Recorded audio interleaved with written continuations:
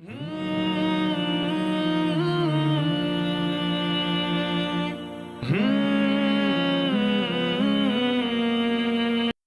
الرحمن الرحیم۔ صحیح بخاری شریف حدیث نمبر 838۔ حضرت ابو ہریرہ رضی اللہ عنہ سے روایت ہے کہ رسول اللہ صلی اللہ علیہ وسلم نے فرمایا، ایک شخص نے کہا میں صدقہ کروں گا، وہ اپنا صدقہ لے کر نکلا اور اسے ایک چور کے ہاتھ میں دے دیا۔ صبح کو لوگوں میں چرچا ہوا کہ رات چور کو صدقہ دے دیا گیا ہے۔ اس شخص نے کہا، اے اللہ تیرے لیے حمد ہے، میں صدقہ کروں گا۔ پھر وہ اپنا صدقہ لے کر نکلا اور ایک زانیہ کو دے دیا۔ صبح کو لوگوں میں چرچا کیا کہ آج رات ایک زانیہ کو صدقہ دے دیا گیا۔ صبح کو لوگوں نے چرچا کیا کہ آج رات ایک زانیہ کو صدقہ دے دیا گیا۔ اس نے کہا، اے اللہ زانیہ کو صدقہ دینے پر تیرے لیے حمد ہے، میں صدقہ کروں گا۔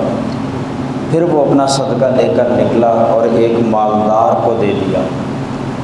صبح کو چرچا ہوا کہ مالدار کو صدقہ دے دیا گیا۔ اس نے کہا، اے اللہ تیرے لیے حمد ہے، چور اور زانیہ اور مالدار کو صدقہ دینے پر۔ تو اس کے پاس ایک آنے والا آیا اور اس نے کہا، چور کو صدقہ دینے کا فائدہ یہ ہوگا کہ وہ چوری چھوڑ دے گا، اور زانیہ کو صدقہ دینے سے یہ ہے کہ وہ زنا سے آئندہ بچے گی، اور مالدار کو دینے سے یہ ہے کہ وہ عبرت حاصل کرے گا اور اللہ کے دیے ہوئے میں سے آئندہ خرچ کرے گا۔ اس حدیث پاک کی شرح میں یہ ہے کہ اس حدیث سے ثابت ہوا کہ اگر غیر مستحق کو صدقہ دے دیا جائے یہ جانتے ہوئے کہ یہ مستحق ہے، اگر یہ جانتا ہے کہ یہ مستحق نہیں ہے پھر دے گا تو صدقہ ادا نہیں ہوگا، لیکن اگر یہ جانتا، یہ سمجھتا، یہ یقین رکھا کہ یہ مستحق ہے پھر اس کو دے دیا تو وہ مستحق نہ بھی ہوا تو آپ کو اس کا ثواب ملے گا۔ اس سے جا کے صدقہ واپس لینے کی ضرورت نہیں ہے کہ بھئی تم مستحق نہیں ہو میرا صدقہ واپس کرو، واپس لینے کی ضرورت نہیں ہے۔ آپ نے اس کو مستحق سمجھ کے دیا، اگر وہ مستحق نہیں تھا آپ نے دے دیا مستحق سمجھ کر تو آپ کو اس کا ثواب ملے گا۔ حضرت امام اعظم ابو حنیفہ رحمۃ اللہ تعالی علیہ کا یہی مذہب ہے، یہی انہوں نے اس حدیث پاک سے استنباط کیا۔ مزید اس کی شرح میں یہ بات ہے کہ اگر نفلی صدقہ ہے تو پھر ثواب ملے گا، لیکن اگر واجبی صدقہ ہے جس طرح زکوٰۃ ہے یا جس طرح صدقہ فطر ہے، وہ اگر کسی غیر مستحق کو دے دیا تو پھر وہ ادا نہیں ہوگا، پھر اتنا مال اور صدقہ کرنا پڑے گا، کیونکہ یہ صدقہ واجبی ہے اور یہ مستحق تک پہنچانا لازم ہے۔ اگر غیر مستحق کو دے دیا یہ جانتے ہوئے کہ یہ مستحق ہے تو وہ دوبارہ ادا کرنا پڑے گا۔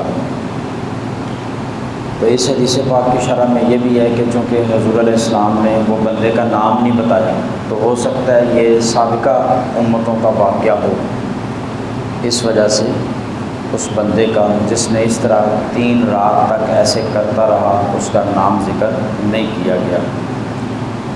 اور ایک یہ بھی بات ذکر کی گئی ہے کہ اس بندے نے جب غیر مستحق کو صدقہ دیا تو کہا، اللہم ولک الحمد، اے اللہ تیرے لیے حمد ہے، تو یہ اس نے تعجب کے طور پر کہا، اس وجہ سے نہیں کہا کہ اس نے بہت اچھا کام کیا، تعجب کے لیے کہا کہ اپنے طور پر تو میں مستحق کو دینا چاہتا تھا لیکن پہلے دن بھی مستحق کو نہ دے سکا، دوسرے دن بھی مستحق کو نہ دے سکا، تیسرے دن بھی مستحق کو نہ دے سکا۔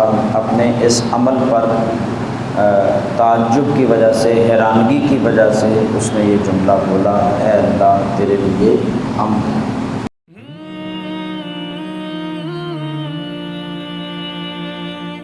Hmm.